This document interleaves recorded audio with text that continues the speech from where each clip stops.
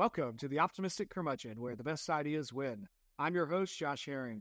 Today, my guest is Robert Thornett, Humane Letters and Rhetoric teacher at Chandler Preparatory Academy in Chandler, Arizona. Chandler Prep is part of the Great Hearts Academy networks of classical charter schools.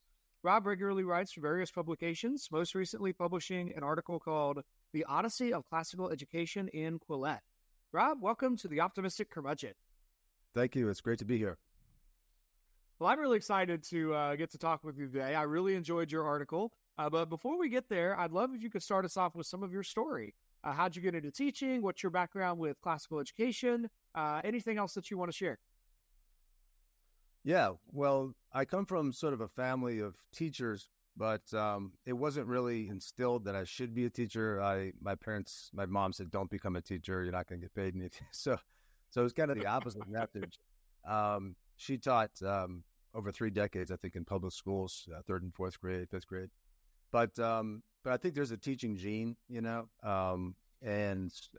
some people have. And my dad taught college for 6 years, and all of my mom and her sisters were all educators. My uncle was a counselor in a high school. So I just kind of naturally fell into it. Was good at explaining things. And yeah, actually, it started out as a way to travel. I actually was traveling in Costa Rica. I realized I couldn't do a cubicle job. It just wasn't for me. Back in the 90s, after I graduated from college at Georgetown, I went into the internet when it was first starting, in the 90s, and got all these coding and Photoshop type jobs, web design, which is interesting stuff, but I just couldn't sit there all day in a cubicle. So I kind of went on the road and didn't know what I was doing. After a while, I ended up in Costa Rica and wanted to stay. And I walked into a university and said, "Can I teach something?" And they said, "Well, you could teach English at night. You want to do that?" And I said, "Yeah, sure, I'll do that." So that was the beginning of my teaching career. That's really funny. I love that idea of a teaching gene. I wonder if you could say a bit more about that. Like what did you see your parents do that, say a bit more about that teaching gene. Like what patterns and habits did you see in your parents that you see today, even in your own teaching?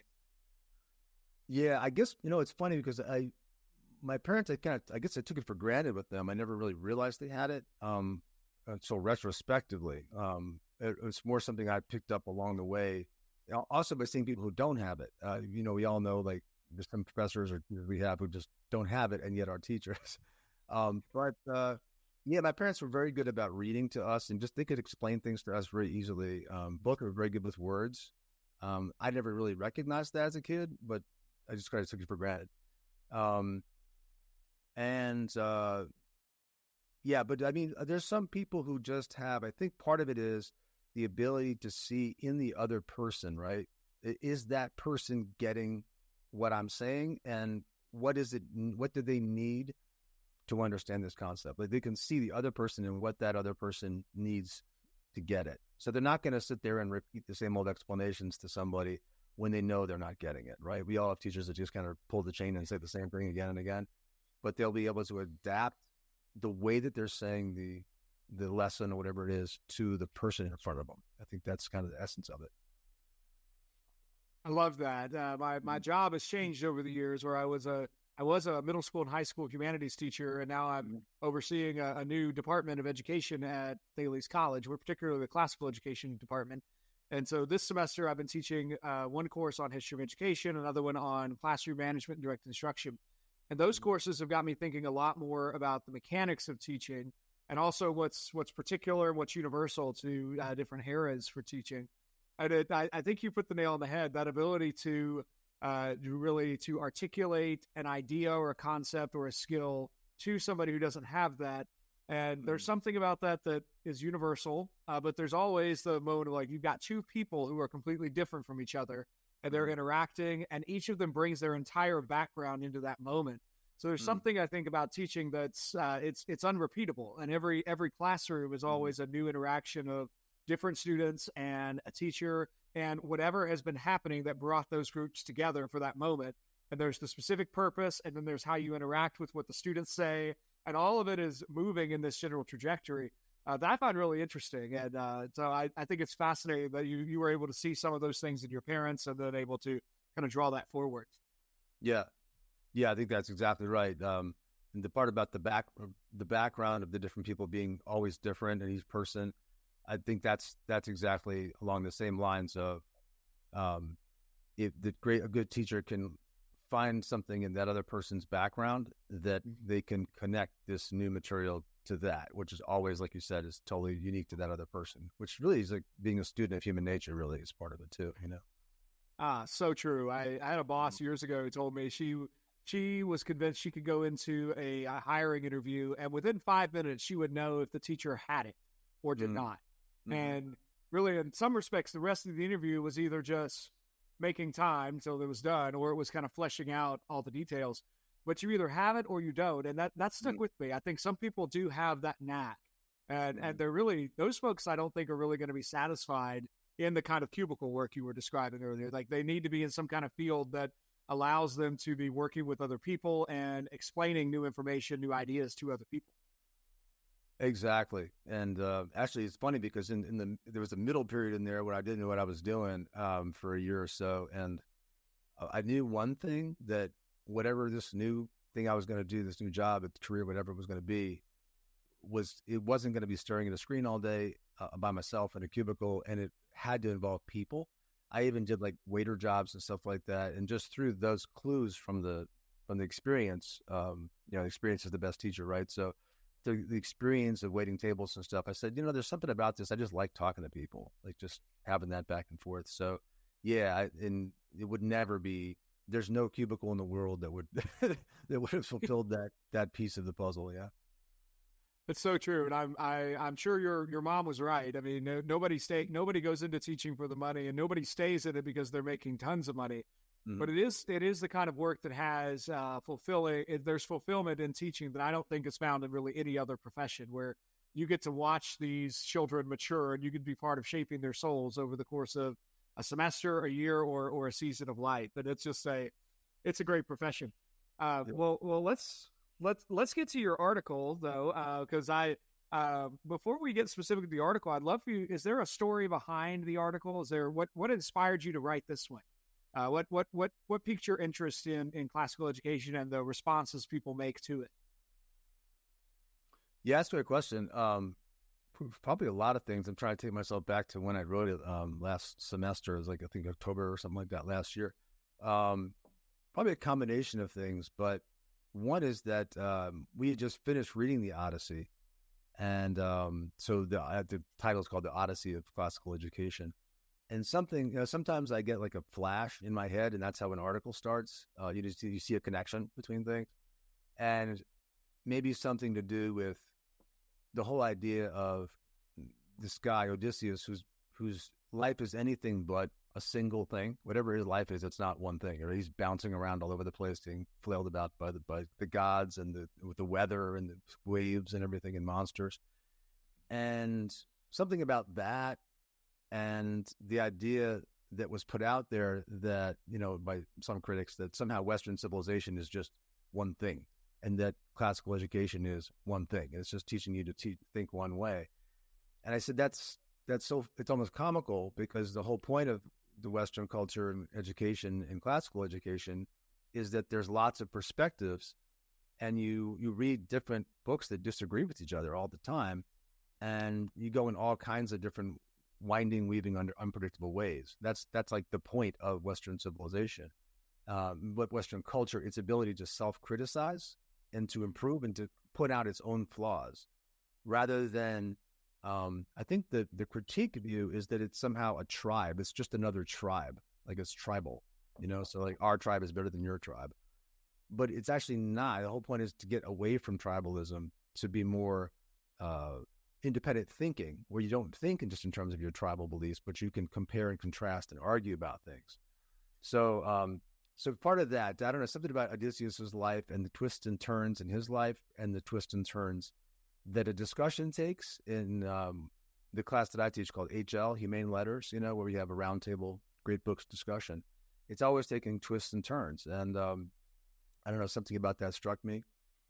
But also, I think another aspect of what led to the article is that for me, this year at this great art school called Chandler Prep, which is one of their top schools out of the whole network, is it's really like something that they've had a long time in coming, because I've had my eye on classical schools for a long time. I went to St. John's for my master's degree. I went to St. John's, a great book school, for my master's degree. So that was back in 2006. I graduated from St. John's. So it's nothing new for me to have. I love these discussion type classes, and like the humane letters. That's all St. John's does, is they have great discussion classes in a circle.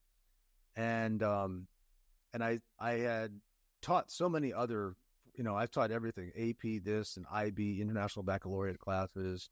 I taught college and all this. And I wanted something different than the usual lecture, just lecturing. Because I realized that part of the reason I was sort of burnt out on regular teaching, as it were, wasn't the subject. I kept thinking, well, maybe another subject. Maybe if I teach AP this or IB that, and just do more and more and more.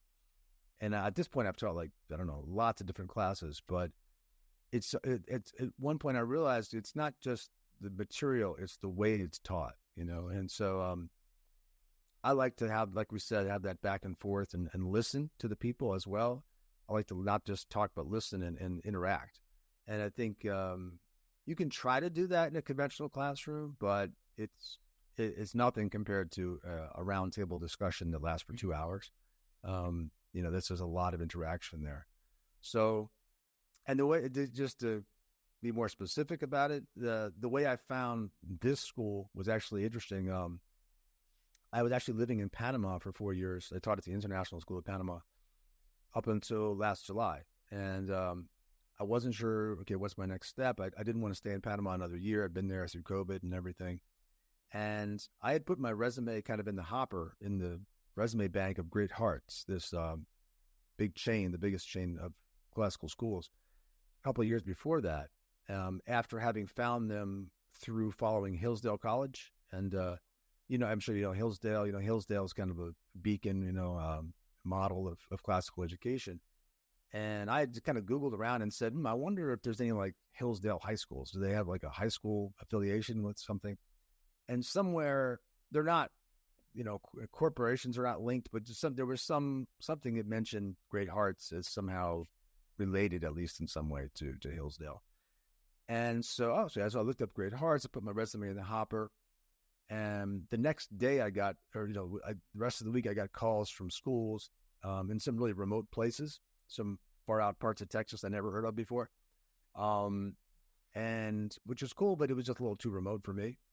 And so nothing happened. That was a couple of years ago. Then, like I said, last summer, just got a call from an email from Great Hearts that we need somebody for this year for one of our top schools in Phoenix area. And I said, can I teach grades 11 and 12? Okay. And what are the books? And they showed me Plato's Republic, Aristotle Ethics, Odyssey, Iliad. I said, I get paid to do that? Okay. This sounds pretty good. So it was kind of like I had all this knowledge from studying philosophy myself, from getting this master's degree and just reading stuff for years and years. And I said, you know what? There's only so many multiple choice AP classes you can teach. At some point, I want to get this knowledge out there, and I want to help people with the knowledge that I think about myself personally in my own time, and bring that in the classroom. So yeah, you can do that with this class in this format. There's something so rejuvenating, even listening to you describe that there's different pedagogies. I've had seasons where I felt something very similar, where I realized I'm really exhausted by the end of the day, in part because I've just stood up and lectured for about 6 hours straight in 6 different classes and 6 different content areas. But I did all the work to learn that material and then present it, and it just wiped me out. But then I'll usually flip pedagogies after that and realize if I finish a day I might have the same 6 classes, and maybe 4 of them are Socratic based, and then 2 of them are kind of kids are working on stuff. I finish the day so much more excited and energized because of the discussion. I think there's something really powerful about, instead of, and I don't want to completely go against the sage on the stage idea, because there are times when the teacher knows something and the teacher needs just to convey that to the students. But there's something amazing about we're all sitting together, studying, submitting to some text. and there's wisdom that we need to get from this text. And when we work together, we all come to understand it a bit better. And my students will point out things that I didn't notice, and things will speak to them that didn't speak to me, and I'll help them see a bit more of the things that I think they really shouldn't have missed. And together, by the end of the discussion, we understand so much more. And that's where I think learning happens in a really powerful way. And that's so much more life giving than, as you put it, the multiple choice AP course. I'm not teaching this class so that students get a certain grade on some standardized national test. I'm teaching this class so that students encounter wisdom and truth in the text and come to see that. Could you speak? I'm asking you a bunch of other questions, I know, but I'd love if you could say a little bit more about what it's like to teach in Panama. I don't know. I have a friend who taught in Russia. I have a friend who taught in China, but I don't know that I've ever met anybody who's taught in Panama. What's it like to be a teacher in Panama? Hot, sweaty. No, it's basically a sauna with a canal, essentially. Panama. Panama is I think it's a pretty easy place to live personally, because it doesn't have there's no rebels hiding in the jungle or anything like that. It's a stable country, because the U.S. built the canal. They have a clause in the treaty, the Torrijos-Carter Treaty, that the U.S. can come back and take the canal if there's any problems. So it's a very stable country. They use the dollar. I speak Spanish pretty well, so it's easy for me to get around there. I actually have residency now, so the kids I thought were fantastic. I taught at the French school and then also at just a plain old international school. Both great kids from different parts of the world. A lot of kids were from Colombia and Venezuela at the international schools, which are, the next countries down from Panama. And they're great, and a lot of really international kids whose parents are from different countries, kids who were trilingual. In fact, I would say most of the kids at the French school were trilingual. So their minds, I learned a long time ago that kids who have bilingual education growing up from a young age, there's something about their brains that really works well, So it was great teaching down there. That's awesome. I'm always just a little ashamed of my one language when I meet people, mostly just in a European context, who they have their home language, they have the language that they learn for education, and then they have a couple other languages that they just learned so that they could talk with their neighbors. I'm like, I'm over here as an American with English, but it's always, I think you're right about that effect on the brain. There's something pretty amazing that happens there. Well, yeah. Let's get into some of the details of your article. I want to start with where you opened. You opened with this great illustration about comparative bookstores, and noticing that a bookstore, I think it was in Japan, had a pretty robust Western history section that you would not expect to find in a typical American bookstore. Tell us a bit more about that, and why do you think that's the case? Why is there this greater respect for Western history in other parts of the world, but not quite so much here in the United States anymore? Yeah, I think what it was in that case was I tend to duck into bookstores when I travel because I just like hanging out in bookstores in general. And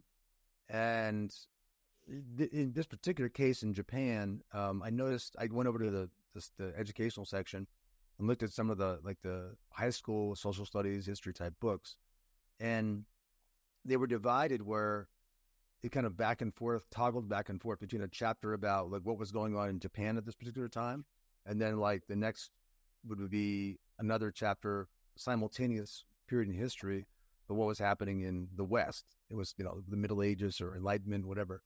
And that part was pretty much just standard Western history, but just in Japanese, and just kind of bread and butter Western history. And I said, that's interesting. Like half of this book in Japan is just regular old Western history. So it just kind of stuck with me that they would bother to do that they would prioritize that and bother to put that in. And all the books were like that too, all the history books. So they apparently thought it was worth including.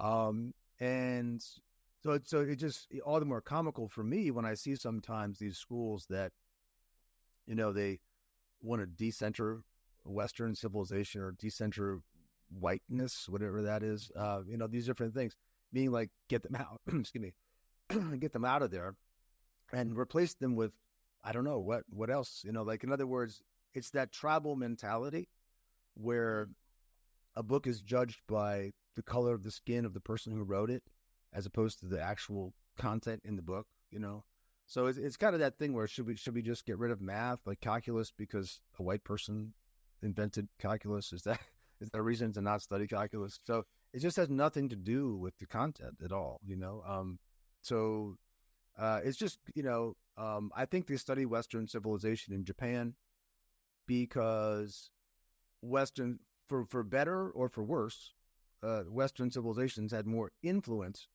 on other parts of the world than any other region, because of some bad things like exploitative colonization and stuff like that, and some good things as well, lots of cultural exchange and whatever. But whatever it is, the West has had a lot of influence on the rest of the world, so it just makes sense to know about it. Like just to be a citizen of the planet. Otherwise, you need like an orientation. And so it's kind of like in our culture in the West, like how do we forget that? And it's a little bit of the tyranny of the minority, sort of like other groups who don't see themselves when they see sort of the outward markers of Western civilization, like this color of their skin or whatever. Is, wow, I want to see people more like myself. Okay, that's cool. We can read stuff like that too. But at the end of the day, if you're living in a Western country, it's not about the color of their skin. It's about their culture and your roots of your country. It's like civics. You just need to know how things, the past, and you need to know how a country works. Even if you want to disagree with it, you have to know what you're living in. So I think it's really important. That's what the classical schools emphasize, just bread and butter. I've found it's funny because I think a lot of the critics of classical education haven't ever walked in a classical school before. And also there's different types of classical schools too, I guess. But mine is a public charter school. So it's funded by tax money. So there's no propaganda. There's no, that I can see. It's not there's a lot of religious based classical schools too. So I can't speak to those, Christian, Catholic, etc. But in mine, it's pretty much just regular school with an emphasis on the great books discussions. That's pretty much the gist of it. And honestly, a lot of our students ended up in STEM majors in college anyways. So it's not, they're not all Latin scholars or something. But yeah, and it's also one other little thing about that, which is a big thing, I think. If you listen to critics, you'd think classical education was about, again, they have that tribal mentality where everything is based on your tribal markers, your skin color, your genitalia, things like that. And what groups we can put you in boxes. They put people in boxes, If you go to my school, there's a huge number of Asian students, huge number. When I say Asian, I mean, because there's a lot in Chandler, Arizona has a lot of Asians. There's a lot of Vietnamese students, Korean students, Indian, Pakistan, Chinese, all over the place. To not, so Asian. In fact, the humane letters class that comes in after mine, I looked one day and it seemed like almost half, if not more, of the students were Asian. And the reason they're coming is because they know they're going to learn something. They know what happens in regular public schools. They're kind of don't really care about being told that they're racist. Like they don't feel like that's really advanced or to say society is racist and to keep harping on that. And they'd rather learn material, like actual stuff, and learn from works that have been read for thousands of years and been proven to be useful. So yeah, and our kids have great hearts. Kids outperform regular public school students on standardized test scores too. Well, since we were talking teacher craft earlier, I'm just going to hold up. They're not giving me any money for this, but I would gladly take their money if the Teach Like a Champion people ever want to give me any money. But Teach Like a Champion is one of the textbooks I'm using this semester. And in there, the author, Doug Lemov, talks about one of the most important things for having an effective classroom is really just convincing students that you have something to teach them and that they will learn a lot in your classroom. And I'm hearing what you just said. I'm wondering if you're describing sort of a systemic level proof of that idea, and that where a lot of, I mean, nationwide we have a lot of problems in public education, but and I wonder how many of those problems really go back to a curriculum that has been largely stripped of most of its content, and that you have teachers who are then asked to teach, but they don't have a ton of material to in fact teach. But then in contrast, where I think what I really like, there's one line Jeremy Tate of the Classic Learning Test drops a lot about classical education is what normal education was 100 years ago. It's just Yeah, getting back to the idea that exactly. everybody should read these books. Everybody needs to know this history. Everyone needs to have these mathematical skills. Everybody needs to understand these basic applications of scientific knowledge. And that really, and everybody should have the ability to study a foreign language and acquire it to some level of proficiency, and a few other pieces too. But like all of those used to be basic assumptions of American education. They're no longer basic assumptions in public education today. But classical education is that place that, like, if it's if it's even a mediocre classical school, they're going to have a very, very content rich curriculum.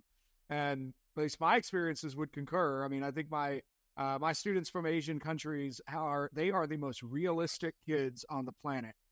They are, and they don't have any of my modern American political correctness. And I'm not terribly PC. Isn't it refreshing? Isn't it incredibly refreshing? Oh, Honestly. it's so great. I mean, Oh man, the kids from Vietnam, Korea, they're not into this, any of the nonsense. They're just like, no, give me the real stuff. Yeah. they call it like it is, and they're not bothered by the fact that Odysseus is not from Vietnam. They look at Odysseus and think Odysseus is a man on a journey, and he's trying to get home. And they too are in some way people on a journey trying to figure out what home is. Mm. And it's really that universalness, it's the universal nature of the curriculum of classical education, I think makes it transcend different national boundaries, and which makes it particularly appropriate for really a pluralistic society. You mentioned the Great Hearts at Hillsdale connection. I did my undergrad at Hillsdale, and I remember at one point Dr. Ard, the president, he was he's regularly in some hot water for stuff that he says, and at this point it wasn't. Keep talking, Larry. Keep talking. Love Larry Arnn. It's great. That's right. In this case, it wasn't anything he had said. It was just the fact that Hillsdale has a big focus on Greek literature and history and philosophy in the core curriculum. And he was doing an interview, and they asked him, why do you make kids read so much about ancient Greece? Are you trying to make them into Greeks? And he got this look on his face, and he's like, no, it's not because we're trying to make our students into Greeks. It's because the Greeks were the first ones to really develop an idea of universal human nature. So we read the Greeks, and the Greeks help us understand that no matter when and where we come from, we all participate in what it means to be human. And that's actually an enormously important foundation for building a healthy, holistic community. And that stuck with me over the years, and seems to be particularly key when we're thinking about this kind of history, that there's something about this grand historical narrative. And for a lot of it, Western history has been the dominant theme. That's not to diminish anybody else's culture. That's instead to say, if you want to study history and understand the world today, you need to spend a lot of time understanding Western history, because that's been the dominant theme to build the world as it is in the present. And the irony of that criticism, that attempted criticism, is saying, well, you're just having people read as if Greek literature was just a little bunch of islands and peninsulas hanging off of like in other words, that's that tribal mentality. That there's no investigation as to where this Greek literature came from, because the amazing thing about ancient Greece was that it was a bridge between East and West, because the eastern part of Greece was Turkey. Like, there was all the coast of Turkey was part of Greece. That's Asia over there. They were getting ideas from Asia coming this way, all from other parts of Asia coming towards the West. And then the other part of Greece was getting, consumed from this way. And there's boats going all around the Mediterranean, gathering up ideas. And they happen to converge in Greece geographically. But that doesn't mean there's just a bunch of, like, a tribe in Greece that invented all of this stuff or something like that. Even the people like Aristotle wasn't from anywhere near Athens. He was from, like, Macedonian part of Greece, way up in the north. So, those criticisms are so it's just such puff, it's just empty ignorance, it's funny too, because they say, well, it's just white people being white or something like that. And it's like, well, okay, I'm Irish, mostly Irish and French a little bit, but am I going to sit here and complain like that I have to read Greeks? Where are the Irish philosophy books from 400 BC? How come we can't get those in the curriculum? I mean, I don't know. Where are the Irish philosophy books from 400 BC? I mean, they're not there. You know what I mean? So am I going to sit here and complain about that? Like, no. So I don't identify with Greeks. I like Greek food and Greek diners, but, I'm not Greek. So just because my skin color matches somewhat to certain people in Greece, of course, they had actually people with much darker skin than me in Greece too. So it's just a lot of it's stereotyping, basically. It's blatant stereotyping. It's identity politics, essentialism, all these things that are going around that have become so easy to do and yet just completely empty, really. But I definitely think there's a place for. See, the funny thing is, I've taught in 7 countries. I mean, I love diversity, true diversity. Like the kids from Vietnam, like you're talking about, like the kids from Asia who really are gunning for education. That's amazing because, see, their experience, you're talking about people's experiences at the beginning, right?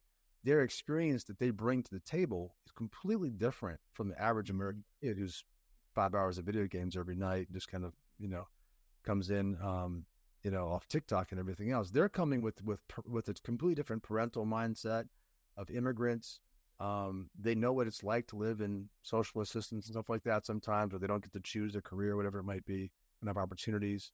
And now they're coming in and saying, here's my chance, here's my chance. And also just a different flavor, just a different culture and everything else.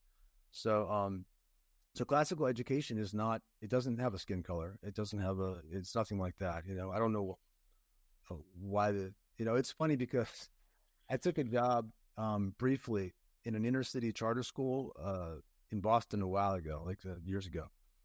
And I needed a job. I was kind of desperate. I took this job, and I wanted it to be good, but the school was falling apart. It was a last-minute job. I got it like the day before school started, and I remember I was teaching history, and there's extreme discipline problems. But I remember there were a lot of teachers who were white females who were just out of college, very woke, kind of social justice warrior type people. And I was kind of interested in what are they saying, and you mentioned content, right? There's the issue of content. And what I started to notice is they weren't really covering like you said, normal school, like content, like the thing they were coming out of classes in the Odyssey, not knowing about the Odyssey. And I said, this is like not good. Like they're substituting this kind of propaganda stuff about race and gender or whatever for actual school, And I remember one day just the one thing that they did seem to get was one day, because my office was right behind the classroom where the English teacher was. I think the teacher was 24 years old, very smart. These are very smart young women. And one student said, the black girl student, she raised her hand and she said, "Was Homer white?" And the teacher said, "Yes, he was. He was a white man. This is very much a white man's perspective, this book." And the student said, "See, I don't like that." And right there, I just was like, that's a little thing. So, you don't like the fact that the author is white and a male, and this is a white man's perspective. And I still, to this day, having read the Odyssey, I don't know what it is about that book that's a white man's perspective. Victor Davis Hanson, who's one of the foremost cited classicists in the world, says the Greeks had no word for race. So what's the white part? It just made no sense. So I just saw that and I said, this is a weird way of educating people. So that's what's happening in a lot of classrooms today. Yeah, I mean, even to hear that just seems bizarre to me, because our modern conceptions of race are really born out of the 19th century's fixation on racial identity. I mean, there is no, if you go back to, even the 1500s, Or you can even go back to Shakespeare's Othello. I mean, Othello's a Moor. They care much more about the tribal identity or geographic origins than they do skin color. There's nothing really definitive about skin colors. I don't. What's left of my history major is insisting that calling Homer white is really an anachronism, because white is really a naming of a certain culture, a certain history, a certain way of being that didn't exist for Homer. Like Homer was a blind poet, and that's even granting his existence, which is already that's already playing my cards. I mean, I think that I think he did exist, but that's already a claim that scholars could debate. I think real quick, since you segued into it, I want to take a second to. I think part of the problem. And I want to try and be as charitable as possible to the new teacher that you're describing. Like in the best case imaginable, like I don't think that first year teacher, first year out of college, second year out of college teacher who's teaching in an inner city school, I don't think she's necessarily like a pernicious villain of a story in any way. But I do think she's been ill-served by the wider collegiate education programs that exist today. Because once upon a time, an education program was paired with a content-heavy liberal arts degree. But today, that really is not the case. And the typical education program focuses a lot on Maslow's hierarchy of needs and Bloom's taxonomy. And it focuses a lot on trying to get students to be able to create stuff, be at the highest level of Bloom's taxonomy, while removing the teachers, while not requiring the future teacher to actually study that content deeply. So in the English majors in particular, because we've gotten rid of the idea of a standard canon of works of English literature to study, a lot more folks have in common a focus on literary theory and literary deconstruction than they do deep textual study of some core set of texts that they're then prepared to teach. So a lot of folks, I think, are going into teaching with very ill-formed categories of what it means to teach. So they're not ready to just pick up Homer and read the Odyssey with students. Instead, they want to have a project, or they assume that students can't access the actual text, so they're going to have some kind of dumbed-down version of Homer. Where this is where I think classical education comes back in to say, no, actually, the books that have most nourished the West are books that are accessible by all rational human beings. Mm-hmm. And part of what we do as teachers is we equip students to get there, and we scaffold the material to some degree, but we don't prevent students from actually reading that. And in fact, if a student asks if Homer is white, that really ought to be a segue into, well, did Homer exist? And B, that question doesn't really help us understand the Odyssey. And C, what we know about Homer, if we know anything, is that he lived in somewhere during the Dark Ages of Greece, and he communicated orally. All of that tells us far more about the text than a concern about whether or not Homer was white. Yeah. And like I said, that teacher was a nice person, and I appreciate what she was trying to do, which was to try to include that student, to make that student feel like they were understood, that their perspective, et cetera, which is it's a good idea in general.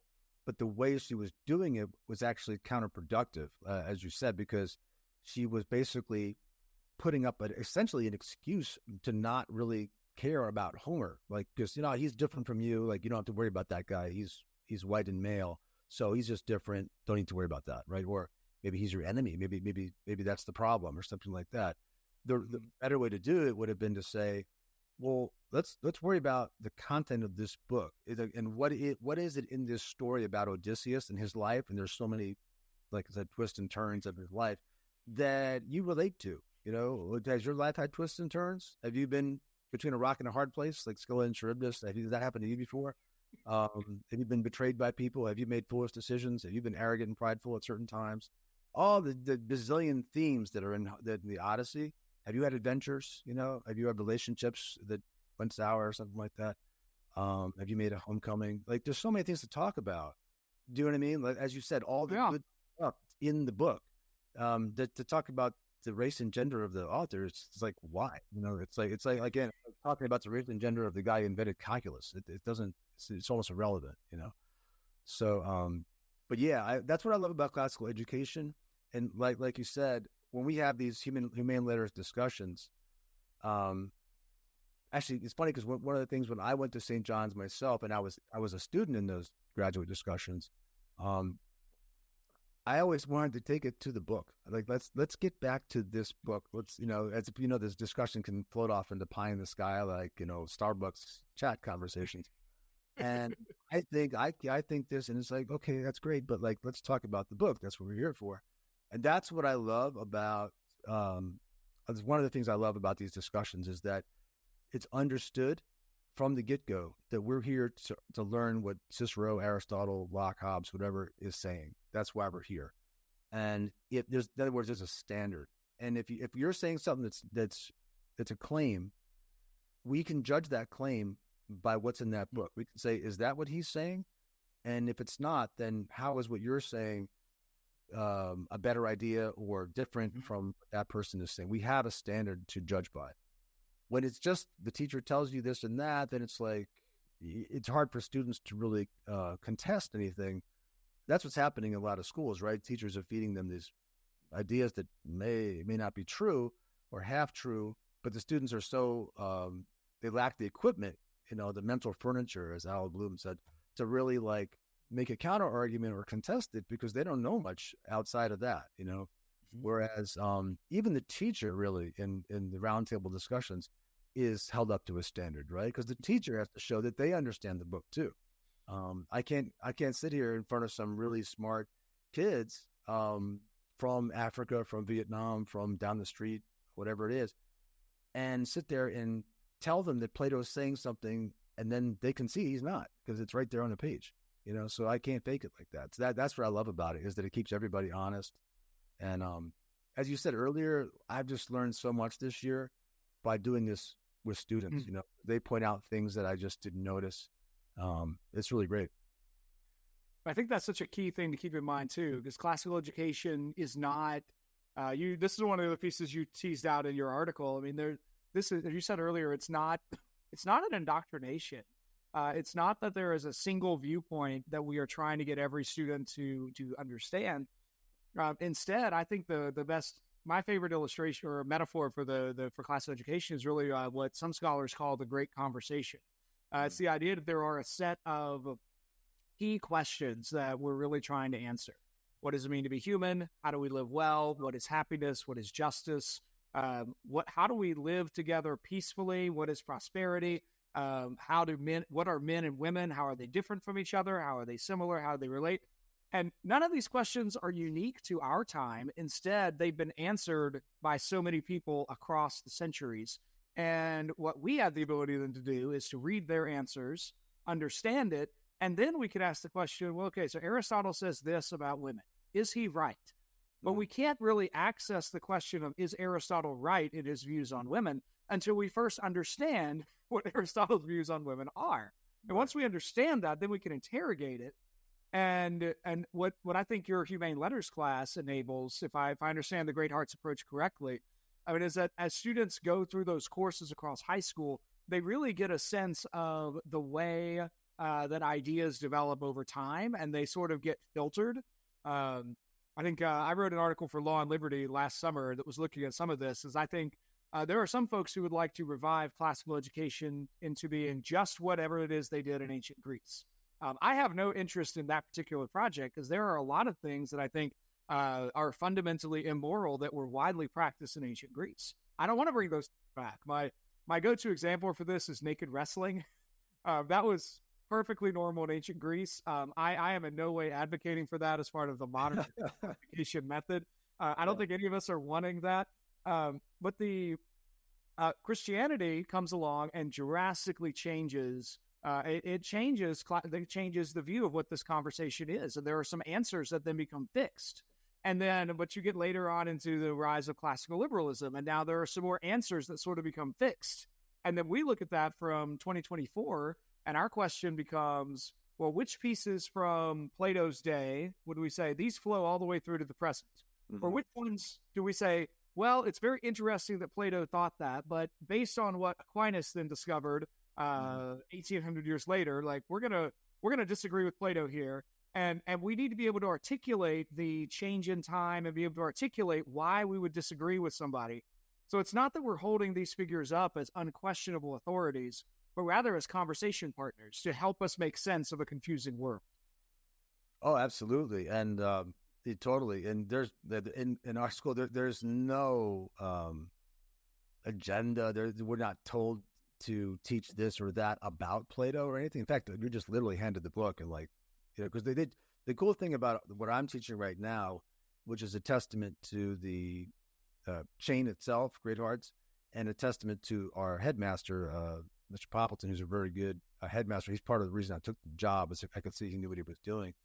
Is that they hire people that they think know what they're doing, that they think have a good compass, and they let them do their thing.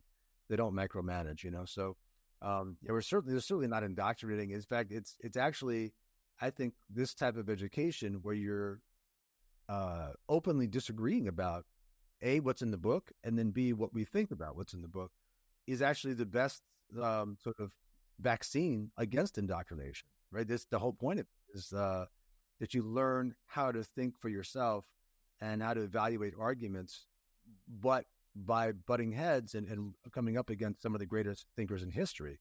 So, you know what I mean? That's I can't think of anything that would help protect you and inoculate you from indoctrination than that. It's the best thing that there is for that, to see, and the idea that there's a single point of view in classical education, it's just so funny because we have students reading Karl Marx, and we have students reading Adam Smith, Karl Marx. I mean, who could be more opposite than that? Locke versus the founder of modern liberalism versus Edmund Burke, father of modern conservatism. These are, Rousseau, Descartes, all these contrasting authors, and they're put in the curriculum on purpose. They're deliberately put into the curriculum because they disagree, to show students different schools of thought and models that they can think how they can think about things in different ways.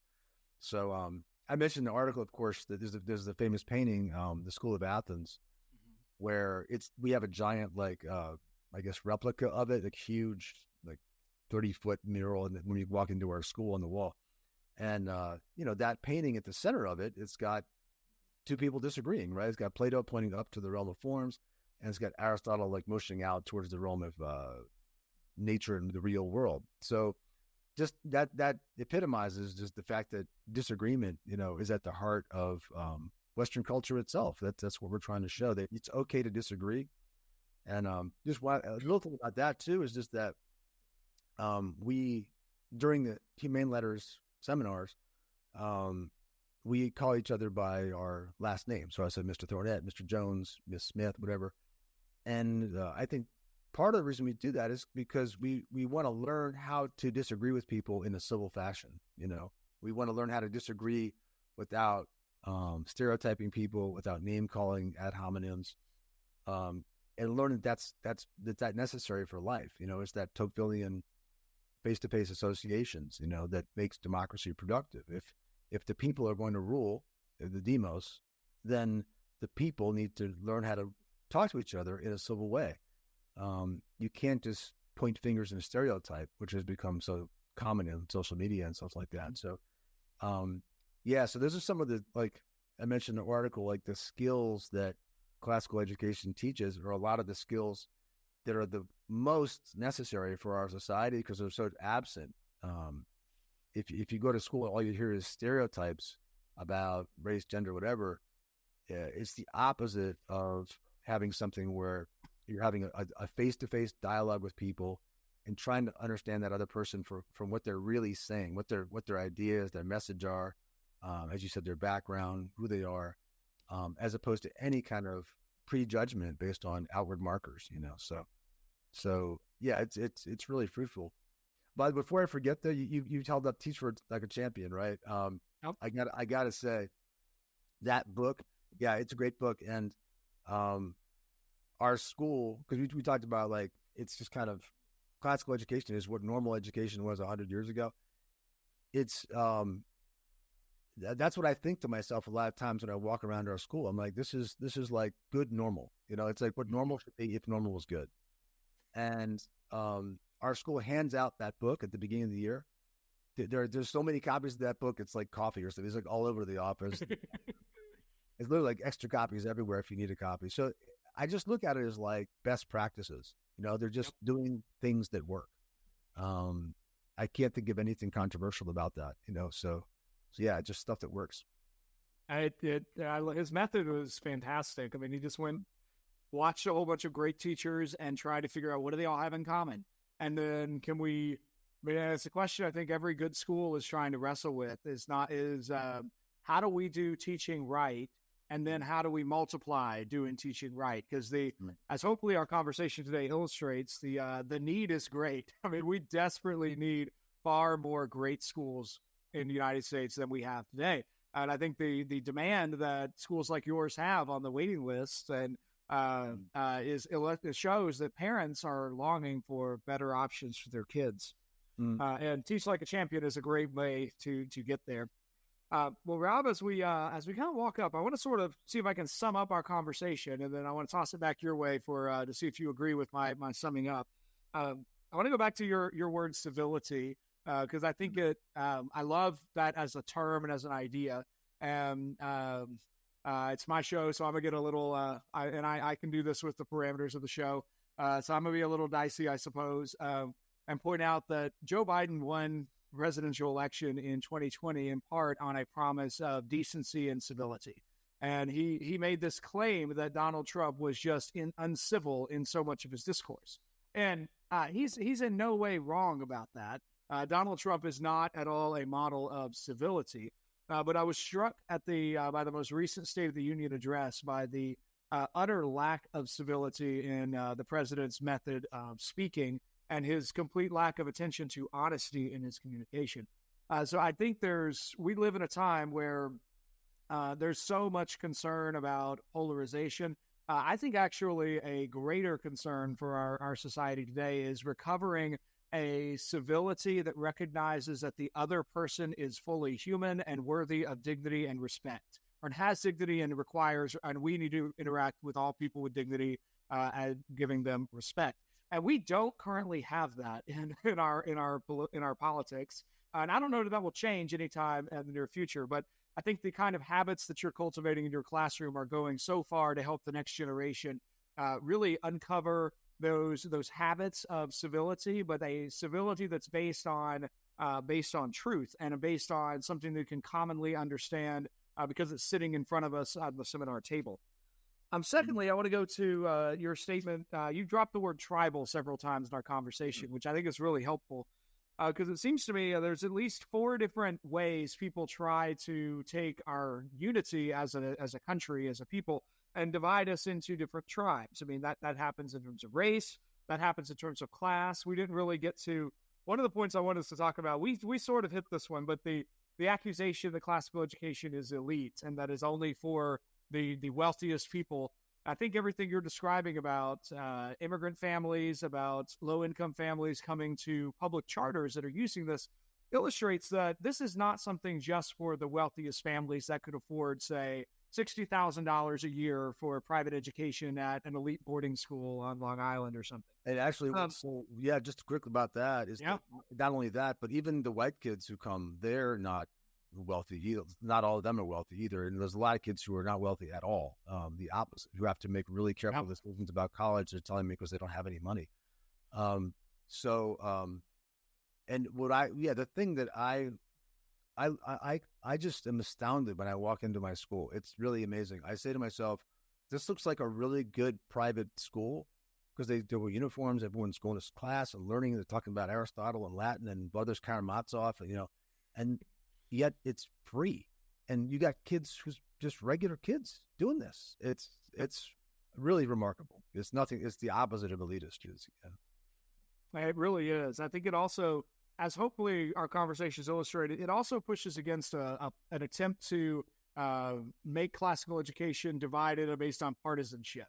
And that too is something your article sort of hinted at. And this new one that came out this week, several months ago by the time this episode drops, but from Emma Green at the New Yorker, is asking the question of really has liberal arts gone conservative? And There's this sense in which the classical education does focus on politics, but it's not really concerned with whether those politics line up with the Republican Party or the Democratic Party, the Libertarian Party or the Green Party or some other party. It's instead concerned with asking the timeless question of how do we arrange society so that we all live well together? And so instead of an education that calls our attention to tribalism or divides us, classical education seems to me to be the best education for a pluralistic democracy, because it doesn't necessarily depend on religious commitment, though there are stripes of classical education that do. But broadly speaking, classical education is all about giving every student a common foundation so that every student is able to stand on the tradition and be able to speak into the present and the future based on inheriting that past. And as such, it's a training for the people being able to rule in the literal, the etymological sense of democracy, the demos and kratos, the people ruling. So it seems to me that that's really what classical education is all about. It's giving every child this inheritance so that they're able to speak into the present and the future. Is that a fair summation, or would you nuance that any further? Totally, yes, and inheritance is a great word because they deserve it. This is their inheritance. Western culture has built up this ability to have discussion that other places around the world try to do. They attempt to do this. They try to have the same level of transparency and dialogue, and like you said, respect for views. Many countries try to do that, and they want to do that, and they strive for that. And so the classical education teaches that. And you were mentioning civility, exactly. And I think it actually comes through work. Like if you don't do the work of actually reading the books carefully together, if you don't do that hard work of line by line, like hashing it out, what is this really saying?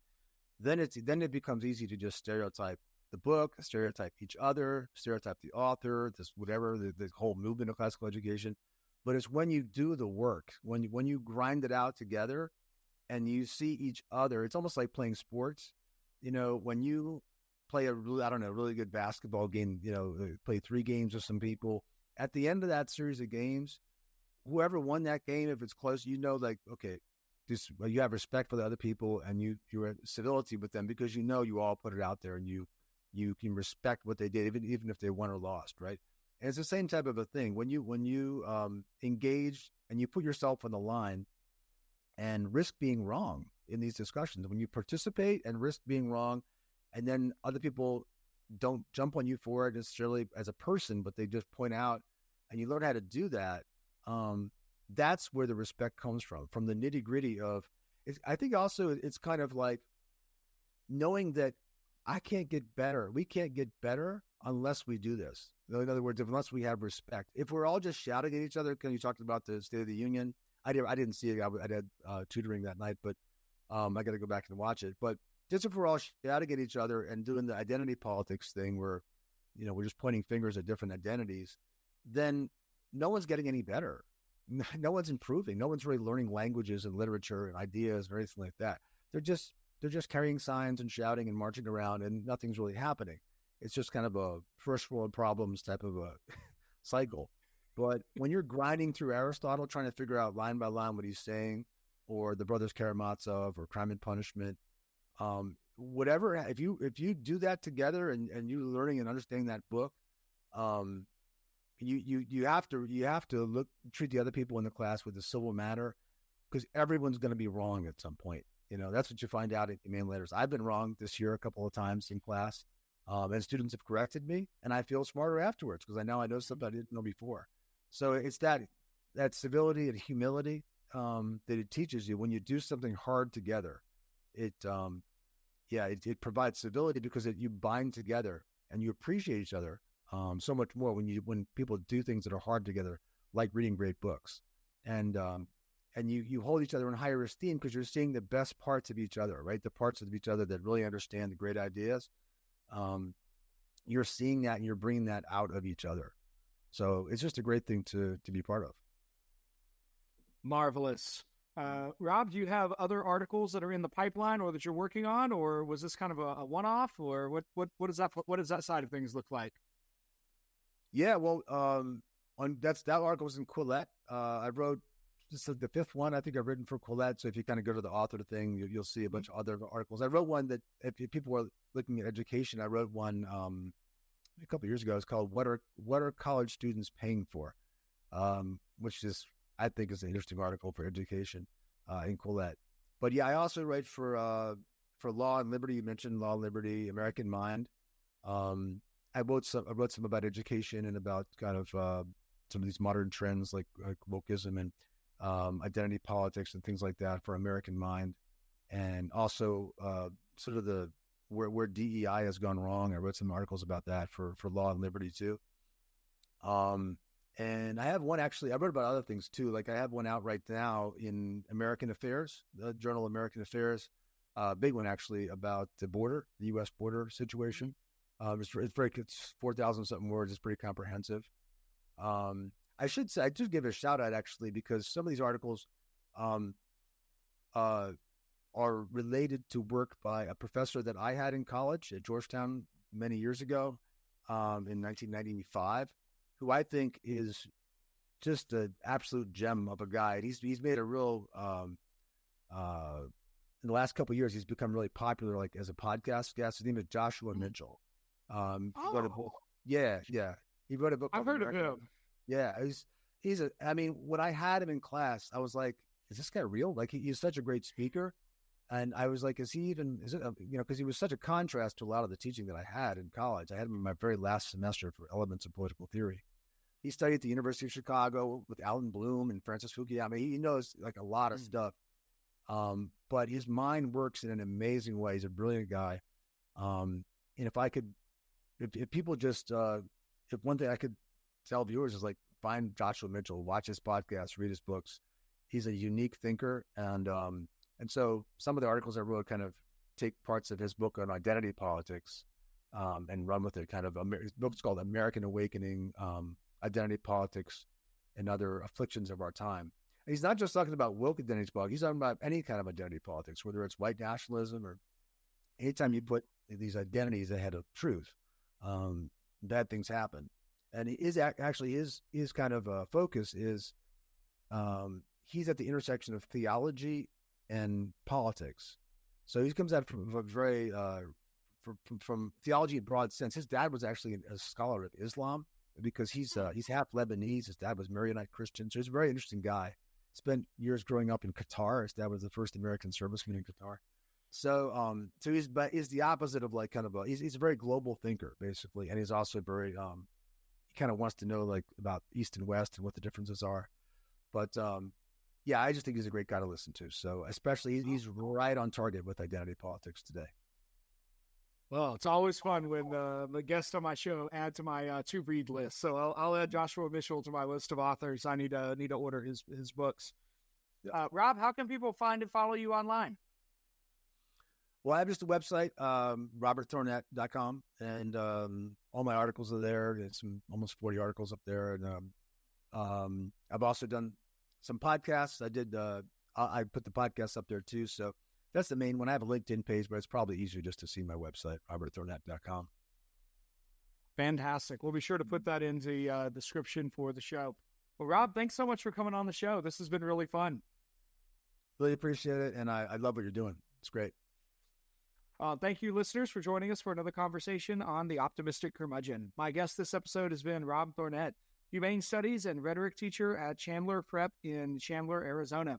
As you heard, the website is robertthornett.com. If you like this episode, please leave us a 5-star review and share it with your friends.